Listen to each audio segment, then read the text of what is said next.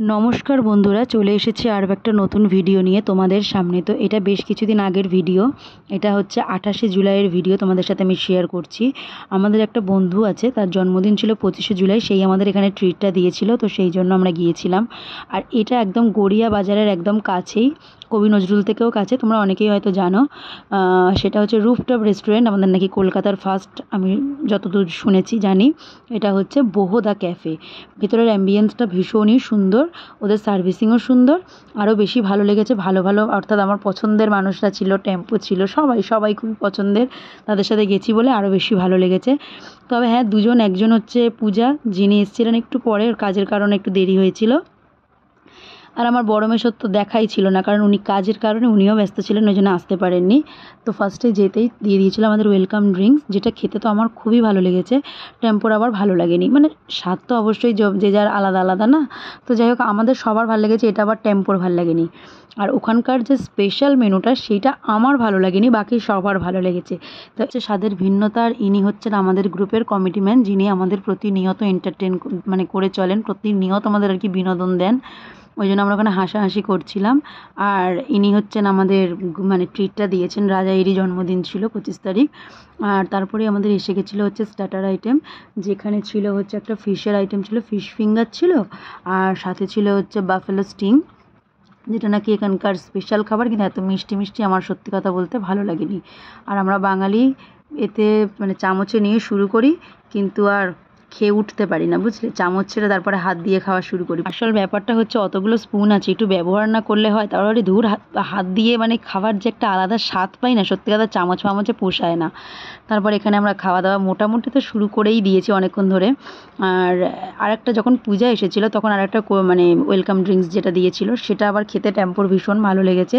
আর এটা খেতে ভালো লেগেছে আমার, মানে সবই ভালো লেগেছে আমার সত্যি কথা বলতে। শুধু স্টিং বাফেলোটা আমার এই জন্য ভালো লাগেনি, কারণ বড্ড মিষ্টি ছিল, ওটা যদি একটু স্পাইসি হতো খুব বেশি ভালো লাগতো।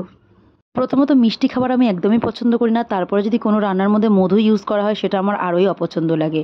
আর এখানে খুব সুন্দর করে বাফেলো স্টিংটা ওরা সার্ভ করেছিল। আর হ্যাঁ, এখানে কিন্তু হুক্কা খাওয়ারও অপশান আছে, চাইলেই তোমরা এখানে এসে ট্রাই করতে পারো খুব সহজেই। আর এদের মেনুতে নাকি কোনো রকম কোনো ভাতের অপশান নেই, কিন্তু আমরা যেহেতু বাঙালি, সেহেতু ভাত ছাড়া আমরা খুবই অচল, মানে যাই খাই একটু শেষে যদি একটু ভাত হয়, একটু আমরা শান্তি অনুভব করি। তো সেই মানে এখানে নাকি ফ্রাইড রাইসও নেই, বিরিয়ানি টিরিয়ানি, মানে ভাতের কোনো রকম কোনো অপশান নেই। যেহেতু রাজা আনলিমিটেড মনে হয় করেছিল, সেহেতু ওখান থেকে নাকি ও বলে কয়ে ভাত করেছিল। যাই হোক, ভাত করে খুব ভালোই হয়েছে, আমরা ভাত খেতে ভীষণ ভালোবাসি। আর এখানে এসেছিলো আমরাজ, প্রত্যেকটা আইটেম কিন্তু ভীষণ ভালো খেতে। আমার ওখানকার স্পেশাল মেনু ভালো লাগেনি, আমার খালি ভালো লাগেনি, বাকি সববার কিন্তু ভীষণই ভালো লেগেছে। আর এখানে এসেছিলো পিৎজা খেতে কেউই আমরা খুব একটা পছন্দ করি না, একমাত্র পূজা পছন্দ করে। ও শুধুমাত্র পিৎজা পছন্দ করে বলে অর্ডারটা দেওয়া হয়েছিল, কারণ ও পিৎজা ছাড়া বাকি কিছু খায়নি। বিশ্বাস করো, আমি এতটাই হ্যাংলা ওই পিৎজা থেকেও আমি খেয়েছি। আমি ভেবেছিলাম হয়তো অন্য কিছু খাবে, ভাবনাটা একটু স্থগিত রাখা আমার উচিত ছিল। আমি ওখানে গাপ করে পিৎজাটা খেয়ে নিয়েছি, বেচারা শুধুই পিৎজা খেয়েছে।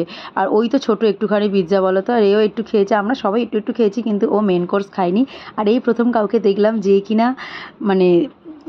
কিনা ট্রিট দিচ্ছে, তাতেও সে এত খুশি, যাক দেখে ভালো লাগলো। একগাল হাসি দেখে আমরাও খুশি, নে ভাই আমরাও খুব খুশি হয়ে খাই।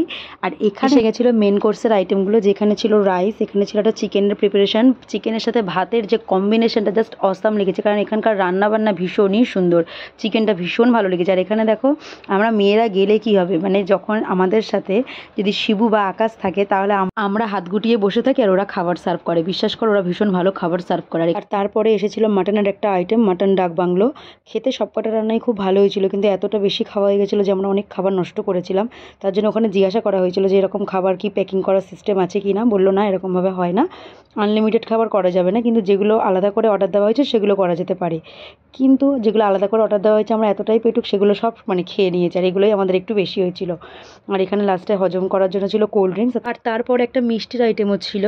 কিন্তু এত কিছু খাওয়ার পরে মিষ্টি তো একদমই খাওয়া যায় না, ভীষণ ইচ্ছা ছিল খাওয়ার, কিন্তু আর খেতে পারিনি, নষ্ট হয়েছে ভীষণ বিচ্ছিরিভাবে, কারণ এত কিছু একসাথে খাওয়া যায় না।